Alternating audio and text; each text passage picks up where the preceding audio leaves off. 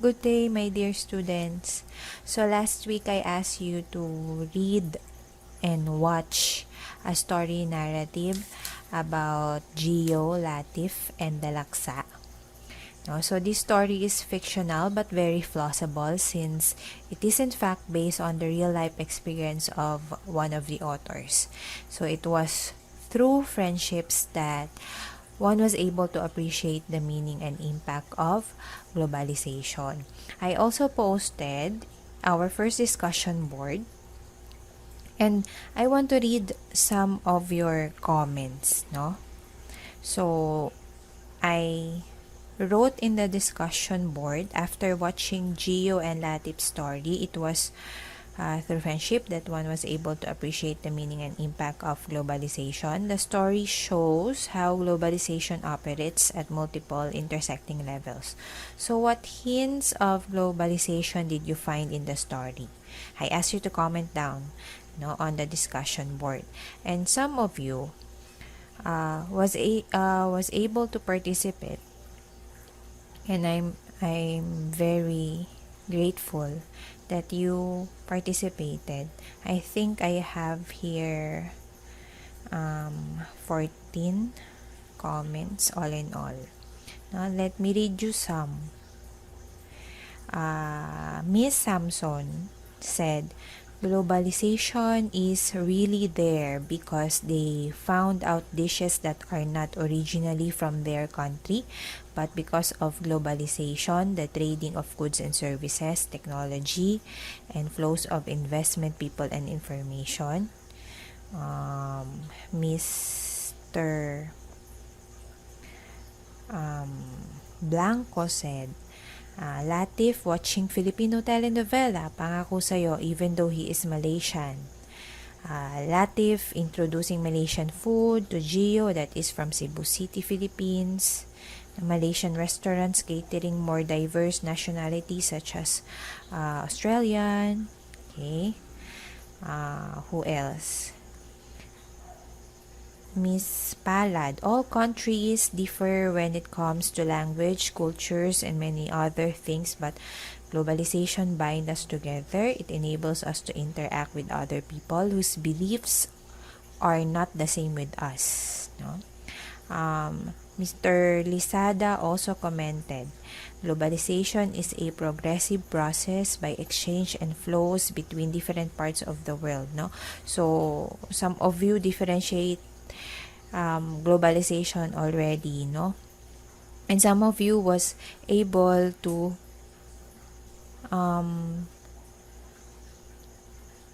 put in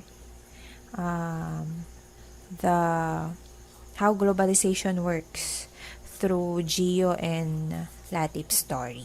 Okay, so today we will discuss what is globalization. We experience globalization through global experiences. So, what other hints of globalization did you find in the story of Gio and Latif? Like the comment on our discussion board, the spread of Filipino TV into Malaysia suggests how fast this popular culture has proliferated and crisscrossed all over Asia. The model UN activity that Gio and Latif participated in is an international competition about international politics. So Gio met Latif, which is a Malaysian involved in the model UN in Sydney. Sydney is a global city that derives its wealth and influence from the global capital that flows through it. Sydney is also a metropolis of families of international immigrants or foreigners working in the industries that also sell their products abroad. After the two had gone back to their home countries, how did Gio and Latif kept in touch? Through Facebook, diba? So, Facebook, we use it to have a instant communication across countries and continents. It is a global social networking. So they preserve their friendship online, and they rekindle their friendship face-to-face in Singapore, which is another hub for global commerce, with 40% of the population being classified as foreign talents. So that's how Gio and Latif experience globalization.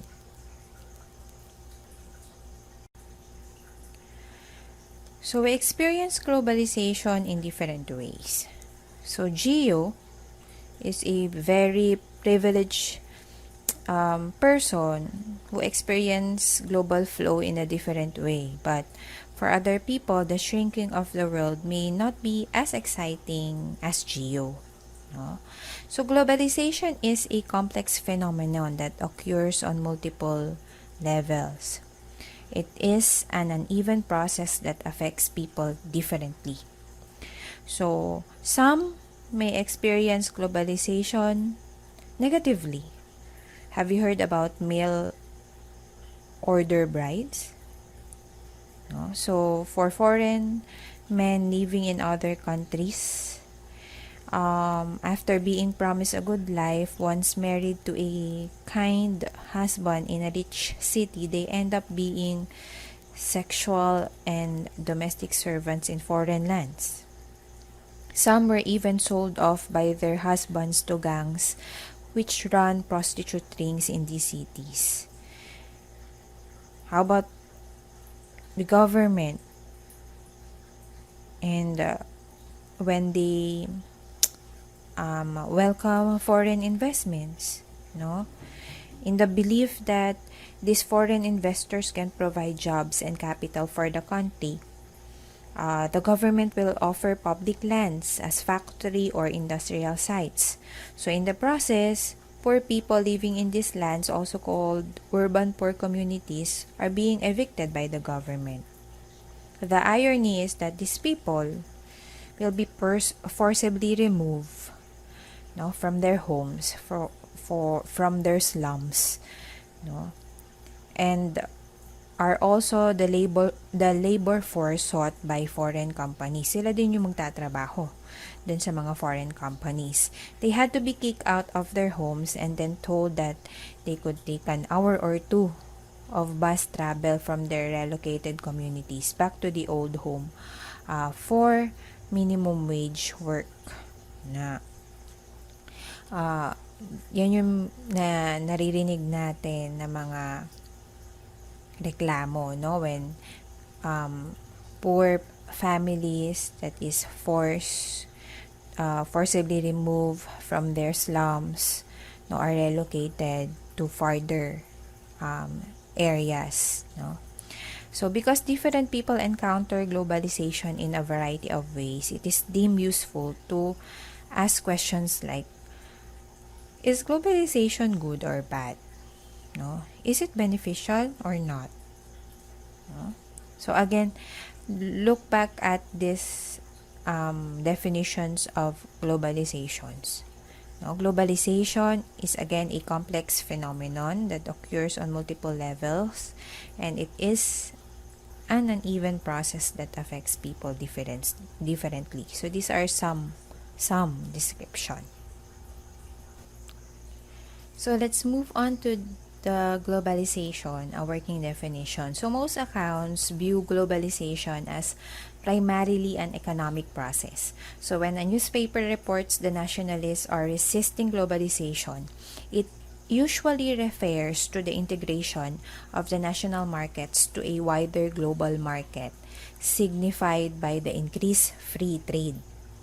When activists refer to the anti-globalization movement of the 1990s, they mean resisting the trade deals among countries facilitated and promoted by global organizations like the World Trade Organization.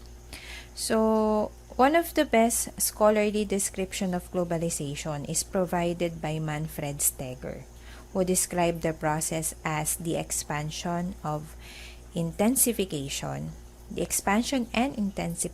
of social relations and consciousness across world time and across world space. So, what do we mean by expansion? No. Expansion refers to both the creation of new social networks and the multiplication of existing connections that cut across traditional political, economic, cultural, and geographic boundaries. So these various connections occur at different levels. For social media, for example, no, establish new global connection between people, while international groups of NGOs or non-governmental organization are networks that connect a more specific group, social worker, for example, and activists from different corners of the globe. So going back to the story of Gio was able to join the Model UN competition because his university was part of an international network. So what does intensification refers to? So intensification refers to the expansion, stretching, and acceleration of these networks. Not only are global connections multiplying, but they are also becoming more closely knit and expanding their reach. For example, there has always been a strong financial market connecting London and New York. With the advent of electronic trading, however, the volume of that trade increases exponentially since traders can now trade more at higher speeds. So we're talking about stock market. The, the connection is thus accelerating. Apart from this acceleration, however, as the world becomes more financially integrated, the intensified trading network between London and New York may expand and stretch to cover more and more cities. So after China committed itself to the global economy in the 1980s, for example, Shanghai steadily returned to its old role as a major trading post. So it is not only in financial matters that you can find these connections. Let's say, for example, in 2012, when the monsoon rains flooded much of Bangkok, the Honda, a car brand, diba? Honda, planned making some of the critical car parts temporarily cease production. So this had a strong negative effect on Honda USA, which relied heavily on the parts being imported from Thailand. So not only was it unable to reach the sales target it laid out, but the ability of the service centers nationwide to assist Honda owners also suffered. As a result, the Japanese car company's global profits also fell. So the final attribute of this definition relates to the way people perceive time and space. Steger notes that globalization processes do not occur merely at an objective material level, but they also involve the subjective plane of human consciousness. In other words, people begin to feel that the world has become a smaller place and distance has collapsed from thousands of miles to just a mouse click away. One can now email a friend in another country and get a reply instantly, and as a result begins to perceive their distance as less consequential. Cable TV and the internet has also exposed one to news from across the globe. So now, he or she has this greater sense of what is happening in other places.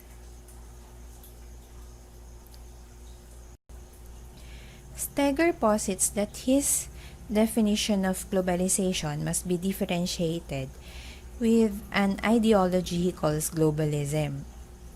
If globalization represents the many processes that allows for the expansion and intensification of global connections, globalism is a widespread belief among powerful people that the global integration of economic markets is beneficial for everyone, since it spreads freedom and democracy across the world. It is a common belief forwarded in media and policy circles. No. So in our next lesson, you will realize why this one is problematic. For now, what is crucial to note is that when activists and journalists criticize globalization, They are, more often than not, criticizing some manifestations of globalism. Often, these criticisms are warranted.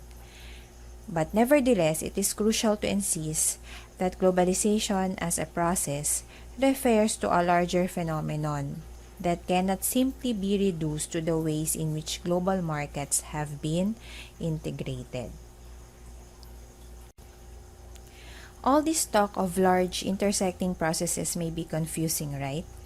Indeed, it may be hard to assess globalization or comment on it because it is so diffuse and almost fleeting. When we say diffuse, it's dispersed. When we say fleeting, it's short-lived, no?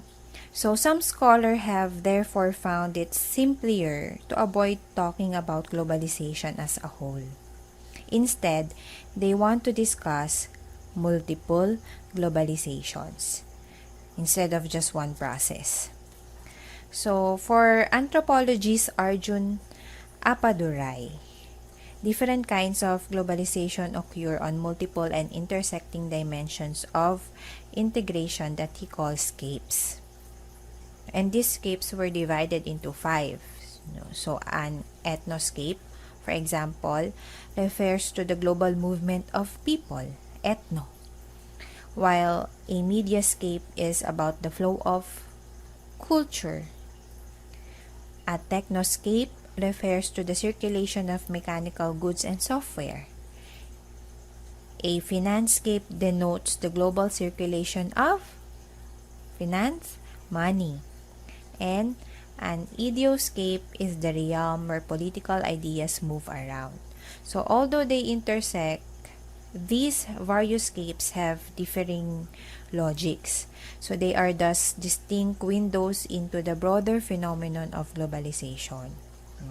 Appadurai's argument is simple. There are multiple globalizations. Hence, even if one does not agree that globalization can be divided into these 5 scapes, it is hard to deny Appadurai's central thrust of viewing globalization through various lenses. So, depending on what is being globalized, a different dynamic or dynamics may emerge. So, while it is important to ask what is globalization, it is likewise important to ask what is or what are being globalized. Depending on what is being globalized, the vista and the conclusions change. So, the structure of the lessons that follow will reflect this multidimensional understanding of globalization. So, each of our lessons will focus on particular kind of globalization. Every one of them will be about different networks and connections that are expanding and intensifying in our contemporary world. So, let us treat each lesson not as an end in itself, but a window to a broader phenomenon of globalization as we go through one lesson to another.